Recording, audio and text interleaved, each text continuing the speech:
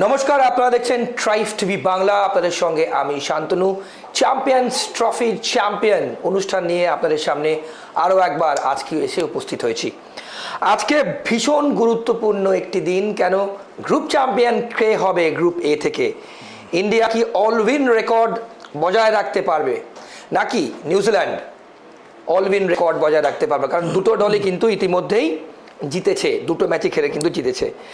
এখনো পর্যন্ত কিন্তু ইন্ডিয়া খুব একটা বড় রান করতে পারেনি। তাদের 8 উইকেট চলে গেছে, 247 ফর 8 লাস্ট ওভারের খেলা চলছে।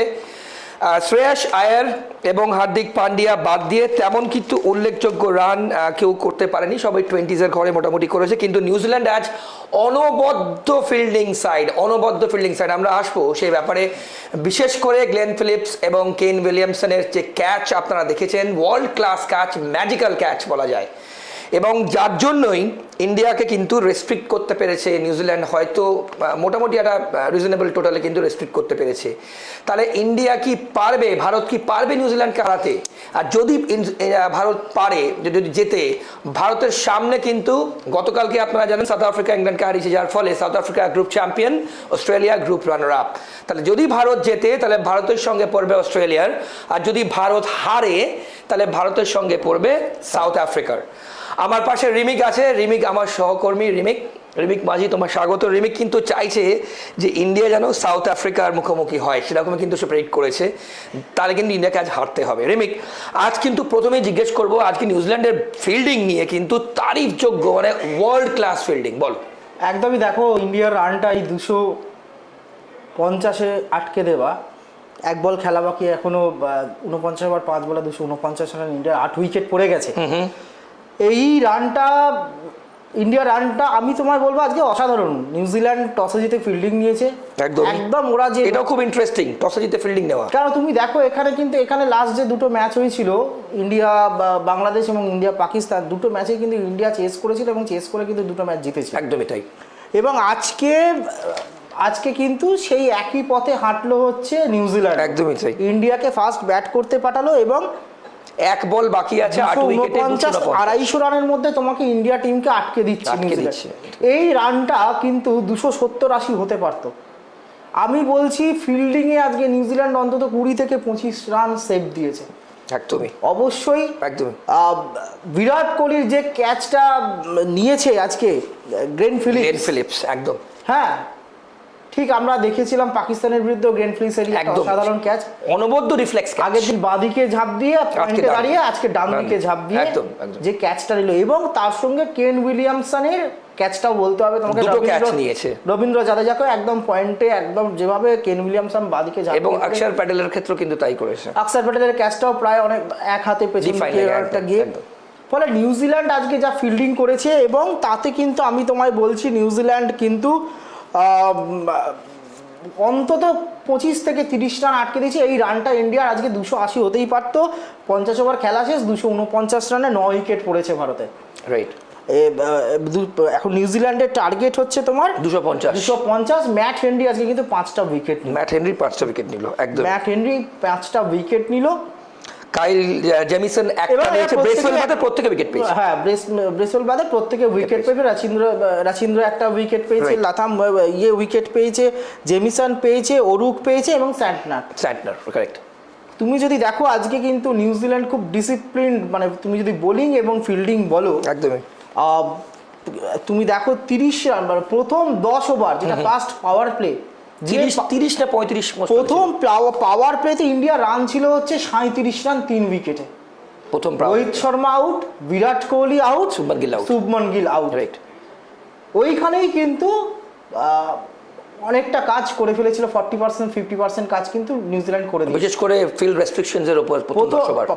প্রথম 10 ওভার পাওয়ার প্লেতে মাত্র ইন্ডিয়া রান তুলেছে 37 রান 3 উইকেট। ইন্ডিয়ার 100 রান উঠেছে 25 ওভারে, চতুর্থ বলে 24.4 ওভারে, 25 ওভারে গিয়ে ইন্ডিয়া 100 রান তুলেছে 3 উইকেটে। তারপরে তোমার 30 ওভারে ইন্ডিয়ার রান ছিল হচ্ছে, তুমি দেখো 20 ওভারে ইন্ডিয়ার রান ছিল হচ্ছে 78 রান, সেখানে ইন্ডিয়া 30 ওভারে রান তুলেছে হচ্ছে 130 রান।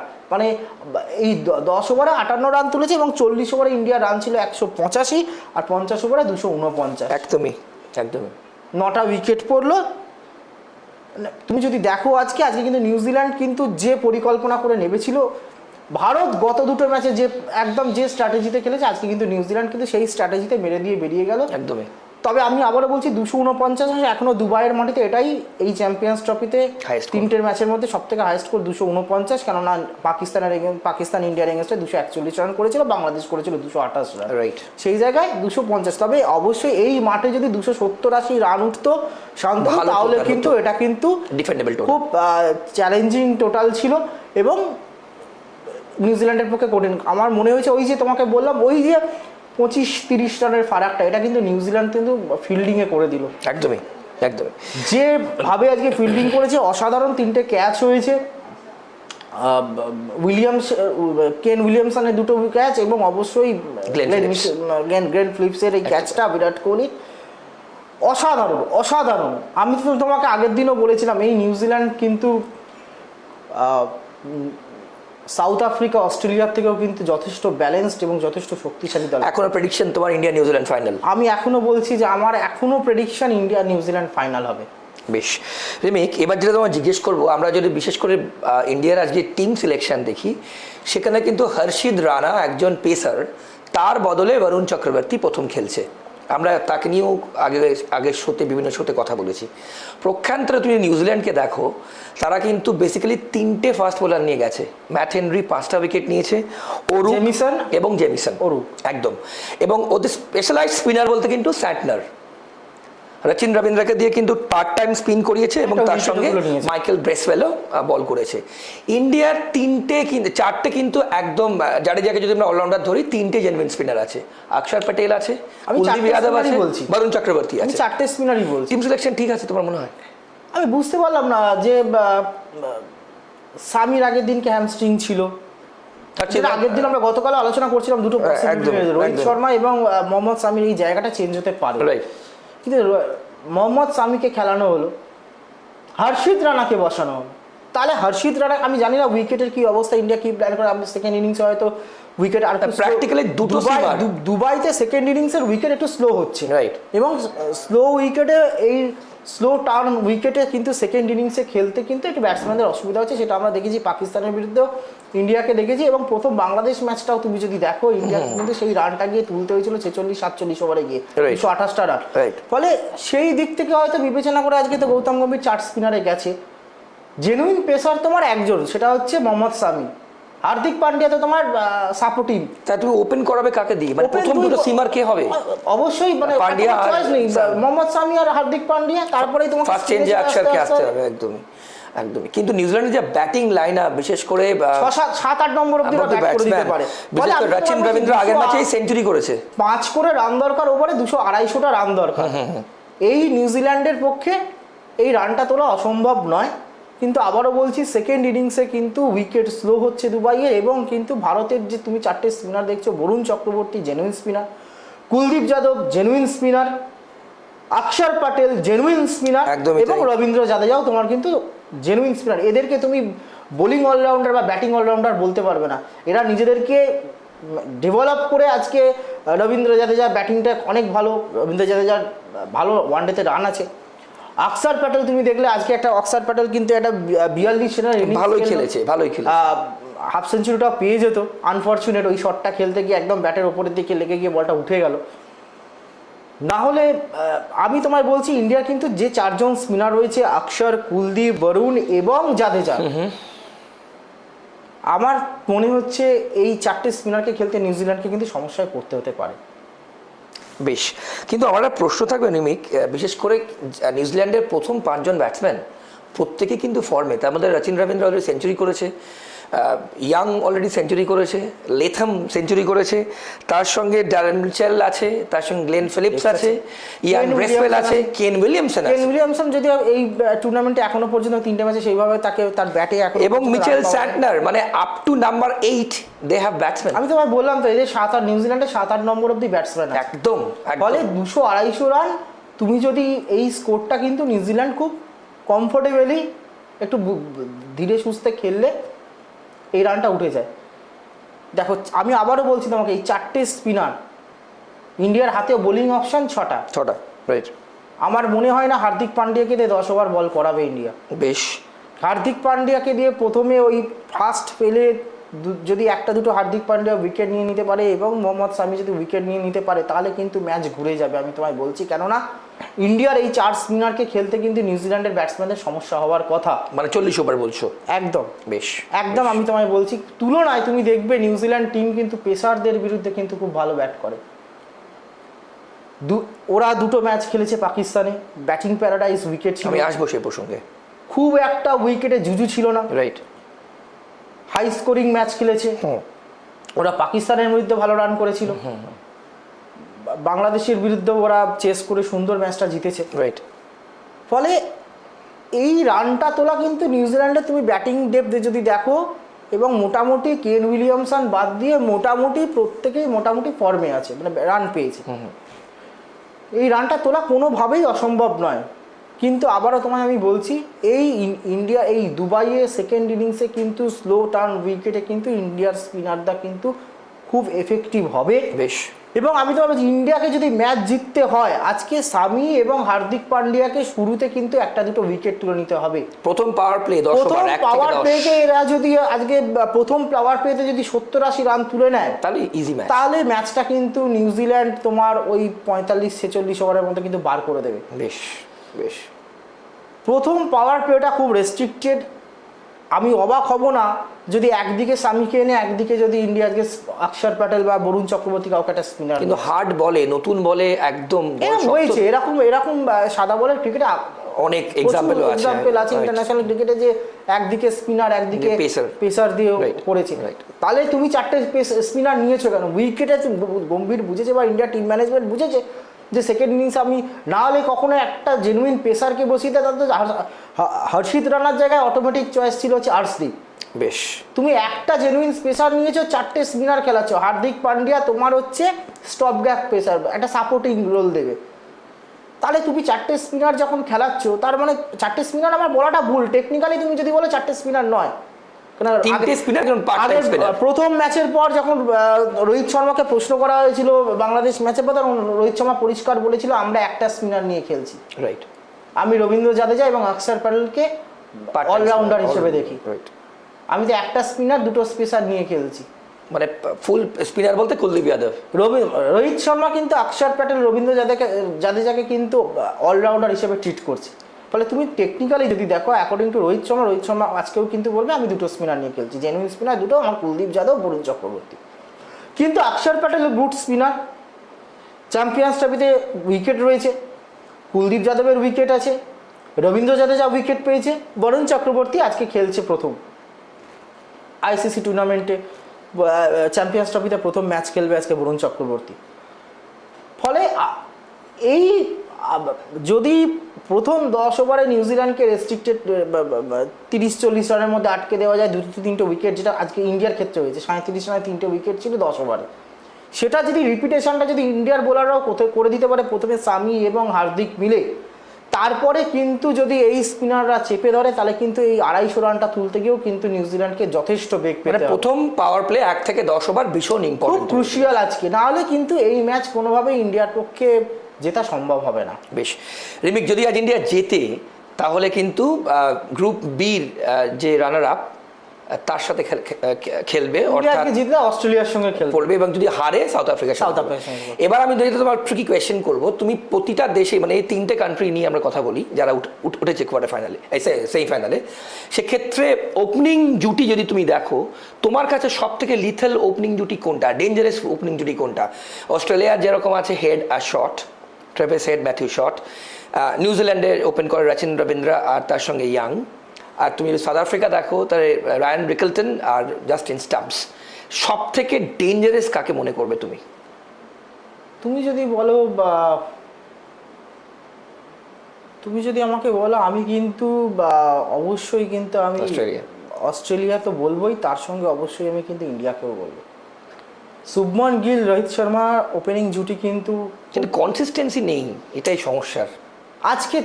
আজকে তুমি যদি রোহিত শর্মাকে দেখো, রোহিত শর্মা শুরুটা তো দুরন্ত করেছিল, দুরন্ত শুরুটা করেছিল, কিন্তু রোহিত শর্মা সেটা ধরে রাখতে পারলো না, পুল শট খেলতে গিয়ে মিস হিট হলো। অসাধারণ ক্যাচটা নিয়েছে, ইয়ং ক্যাচটা ধরলো। আমি মনে করি তুমি যদি খুব ডিভাস্টেটিং ওপেনিং পেয়ার যদি তুমি বলো, তাহলে কিন্তু শুভমন গিল এবং রোহিত শর্মা। বারবার বলছি, রোহিত শর্মা ট্রেভিস হেডের থেকেও তুমি এগিয়ে রাখবে? 100 বার এগিয়ে রাখবো। বেশ।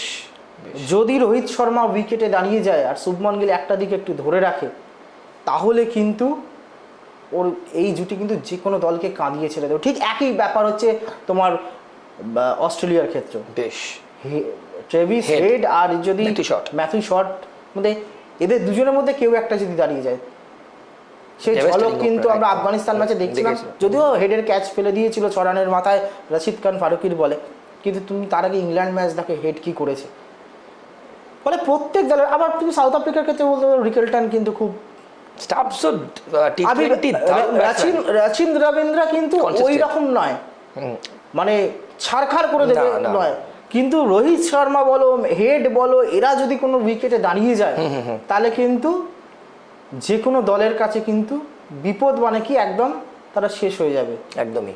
ফলে এবং তোমাকে আগের দিন আমি কথাটা বলছিলাম যে আজকে কিন্তু চ্যাম্পিয়ন্স ট্রফিতে এই প্রথম, এবারে চ্যাম্পিয়ন্স ট্রফিতে এটা কিন্তু ইন্ডিয়ার কাছে প্রথম একটা অ্যাসিড টেস্ট, ভীষণ বড় একটা টেস্টের প্রথম বাংলাদেশ চ্যালেঞ্জের মুখে পড়েছে, বলতে প্রথম চ্যালেঞ্জ ছিল। ফলে সেই চ্যালেঞ্জে কিন্তু ভারতের ব্যাটিং কিন্তু একটু চিন্তায় রাখলো সেমিফাইনালের আগে। বাংলাদেশ দেখো চ্যাম্পিয়ন্স ট্রফি খেলতে এসেছে, 8টা দলের মধ্যে বাংলাদেশ সুযোগ পেয়েছে, কোয়ালিফাই করেছে, বাংলাদেশ সেই অর্থে বড়। কিন্তু এই বাংলাদেশ দলের কিন্তু দাঁত ফোটানোর মতো, আঁচড় দেওয়ার মতো সেই বাংলাদেশের ক্ষমতা নেই। বেশ। পাকিস্তান টিম তুমি যদি দেখো, পাকিস্তান টিমটারও কিন্তু তথৈবচ অবস্থা, একদমই তাই। এই পাকিস্তান কিন্তু আজ থেকে 2017 চ্যাম্পিয়ন্স ট্রফির চ্যাম্পিয়ন পাকিস্তান ওই চ্যাম্পিয়ন দলের ধারে কাছে আসে। ঠিক। সেই অর্থে তুমি যদি দেখো, আজকে আমি গতকালও এই কথাটা বলেছিলাম, কিন্তু আজকে কিন্তু ভারতের বোলিং এবং ব্যাটিংয়ের কিন্তু আসল পরীক্ষা। একদমই তাই। কেননা আজকে কিন্তু এটা রিয়েলিটি চেক ইন্ডিয়ার টিমের কাছে। এই প্রথম তারা কোনো সমান, মানে শিয়ানে যে লড়াই, বা তুমি যদি বলো দুটো দলের ফারাক খুব কম, এরকম একটা দল, কঠিন অপোনেন্ট বা যোগ্য অপোনেন্ট, প্রপার সমানে সমানে একজন প্রতিপক্ষের বিরুদ্ধে কিন্তু আজকে ইন্ডিয়া খেলছে। বেশ। ফলে আজকে কোথায় দুর্বলতা রয়েছে সেইটা কিন্তু ইন্ডিয়া টিমের কাছে রিয়েলিটি চেক। আমি মনে করি এই ম্যাচটাকে কিন্তু সেই দৃষ্টিকোণ থেকে ইন্ডিয়া টিম বা ইন্ডিয়ান ম্যানেজমেন্ট বা ইন্ডিয়ার কোচ গৌতম গম্ভীরও দেখবে, কেননা পরের ম্যাচ কিন্তু নকআউট, আর কিন্তু কোনো চান্স নেই, আজকে যা হওয়ার হয়ে যাবে। ঠিক। রিমিক, দুটো প্রশ্ন করি। নিউজিল্যান্ড কিন্তু এই প্রথমবার আজ দুবাইতে খেলছে, রাইট? এবং তাদের যা পারফরমেন্স, বিশেষ করে তাদের ফিল্ডিং এবং বোলিং আমরা দেখলাম, তাতে কিন্তু প্রথমবার দুবাইতে খেলছে বলে মনে হলো না। মানে এতটাই ডিসিপ্লিন পারফরমেন্স কিন্তু নিউজিল্যান্ডের। দেখো এটা উইকেটের জন্য কিছু নয়, এখনো কিন্তু তুমি যদি বলো দুবাইতে খেলছে, সেই পরীক্ষাটা বোঝা যাবে নিউজিল্যান্ডের কিন্তু যখন ব্যাট করতে নামবে। না, বোলিং এর ফিল্ডিং নিয়ে আমি তোমার কাছে আসি, তুমি রোহিত শর্মা দেখো, অসাধারণ বলে আউট নয়, রোহিত শর্মা উইকেটটা দিয়ে এসছে। বেশ। বিরাট কোহলির ক্ষেত্রে আউটস্ট্যান্ডিং একটা ক্যাচ, ম্যাজিক্যাল ক্যাচ। আচ্ছা, তুমি যদি শুভমন গিলের কাছে দেখো, বল মিস হয়েছে, মিস বাউন্সের জন্য, না আনইভেন বাউন্স, এলবিডব্লিউ হয়েছে। তুমি শ্রেয়াস আইয়ারের কাছে যদি তুমি আসো, শ্রেয়াস আইয়ারের ক্ষেত্রেও তুমি দেখো, শ্রেয়াস আইয়ার কিন্তু মারতে গিয়ে আউট, শর্ট বল, রাইট, মারতে গিয়ে আউট। তুমি অক্ষর প্যাটেল দেখো, বোলারের কৃতিত্ব নয়, দারুণ ক্যাচ উইলিয়ামসন। তুমি কেএল রাহুলের ক্ষেত্রে দেখো, একই ব্যাপার। তুমি হার্দিক পান্ডিয়ার দেখো, বা তুমি জাদেজার ক্ষেত্রে দেখো, অসাধারণ একটা ক্যাচ। একদমই একদমই। ফলে বোলিং ইন্টেলিজেন্সি বা খুব দুরন্ত বলে আউট হয়েছে প্রত্যেকে, এমনটা কিছু নয়। আমি কনসিডার করলাম শুভমন গিলটা এলবিডব্লিউ হয়েছে, ওটা হেনরি একটা ভালো বল ছিল, করতে পারি, কিন্তু উইকেটের জন্য কিন্তু না। তুমি দেখো ইন্ডিয়ার বেশিরভাগ ব্যাটসম্যানকে, এরা কিন্তু 9টা উইকেট পড়েছে, তার মধ্যে 6 থেকে 7 জন কিন্তু মারতে গিয়ে আউট হয়েছে, উইকেটটা গিফট করে এসছে। রোহিত শর্মাও তাই, শ্রেয়াস আইয়ার একটা সেট হয়ে যাওয়ার পর ওই রকম একটা শট খেলতে গিয়ে আউট হয়েছে। বিরাট কোহলি একটা আউটস্ট্যান্ডিং ক্যাচ গ্রিন ফ্লিপসের, রবীন্দ্র জাদেজা একটা আউটস্ট্যান্ডিং ক্যাচ। ফলে বিশাল কোনো উইকেটের জন্য এখনো পর্যন্ত নাই। নিউজিল্যান্ডেরও কিন্তু আসল পরীক্ষা এইবার কিন্তু ব্যাটিংয়ে। যদি নিউজিল্যান্ড ফাইনালে ওঠে, আর ইন্ডিয়া যদি ফাইনালে ওঠে, তাহলে কিন্তু এই মাঠে নিউজিল্যান্ডকেও খেলতে হবে। ফলে নিউজিল্যান্ডের কাছেও কিন্তু এই ম্যাচটা খুব ইম্পর্টেন্ট, এবং নিউজিল্যান্ডের কাছেও কিন্তু আসল পরীক্ষাটা এবার নিউজিল্যান্ডের ব্যাটসম্যানদের। রাইট। অসাধারণ ফিল্ডিংয়ের জন্য তোমার উইকেটের চরিত্রের সঙ্গে ফিল্ডিংয়ের কোনো সম্পর্ক নেই। পৃথিবীর যে কোনো প্রান্তে যে কোনো জায়গায় তুমি ফিল্ডিংটা অসাধারণ করতে পারো। আমি তো বলছি আজকে নিউজিল্যান্ড অসাধারণ ফিল্ডিং করেছে, এবং যদি নিউজিল্যান্ড জেতে তার জন্য কিন্তু কৃতিত্ব অবশ্যই থাকবে ফিল্ডিংয়ের জন্য। কেননা মিনিমাম আমি তোমায় বলছি যা অসাধারণ দুটো ক্যাচ, 2-3টে ক্যাচ, এবং ফিল্ডিং করে ওরা কম করে 25-30টা রান আজকে আটকেছে। নাহলে ইন্ডিয়ার এই রানটা আজকে 280 হতে পারতো, 275-80 হতে পারতো। ফলে আজকে ম্যাচটা খুব ক্লোজ হবে বলে আমার মনে হচ্ছে। বেশ। এবং ম্যাচটা তোমার যদি নিউজিল্যান্ড জেতে তাহলে কোনো অংশে নিউজিল্যান্ডের ফিল্ডিংকে খাটো করা যাবে না, কেন এই জয়ের পেছনে নিউজিল্যান্ডের ফিল্ডিংয়ের অবদান অনেকটা থাকবে। কেন যদি 270-80 রান ইন্ডিয়া তুলতো তাহলে কিন্তু এই ম্যাচটা আর নিউজিল্যান্ডের হাতে থাকতো না।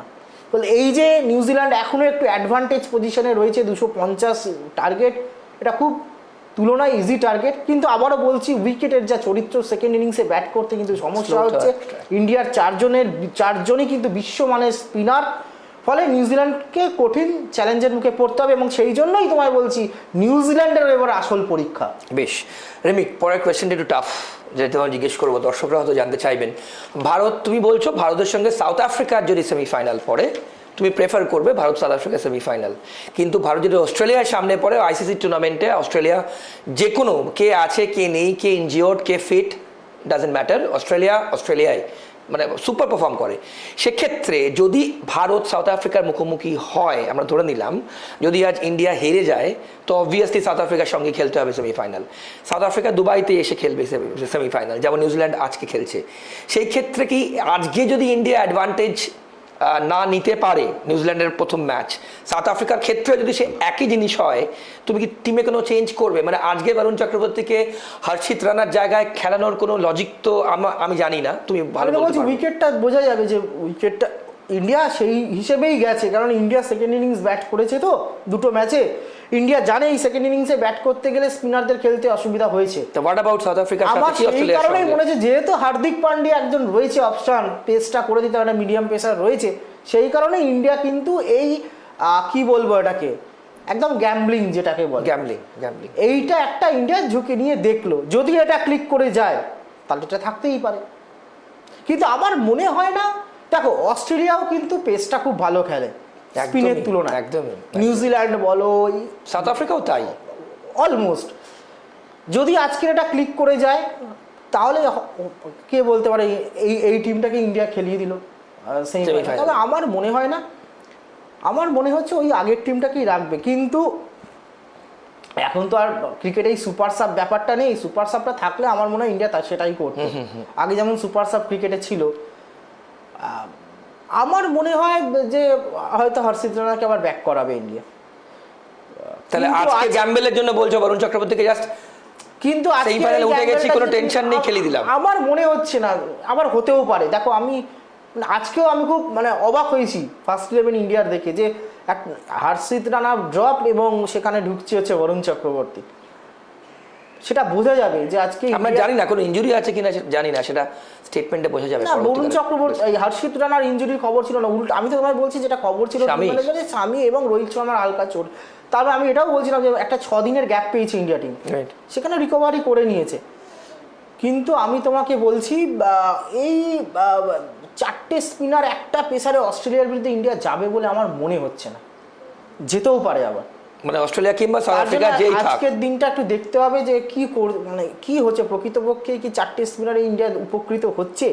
যদি 4টে স্পিনার উপকৃত হয় ইন্ডিয়া এটা কি ধরে রাখতে পারে। কিন্তু আমি তোমাকে বলছি যে অস্ট্রেলিয়া কিন্তু আবারও বলেছি নকআউটে কিন্তু যে কোনো আইসিসি টুর্নামেন্টে ডিফারেন্ট টিম, একদমই।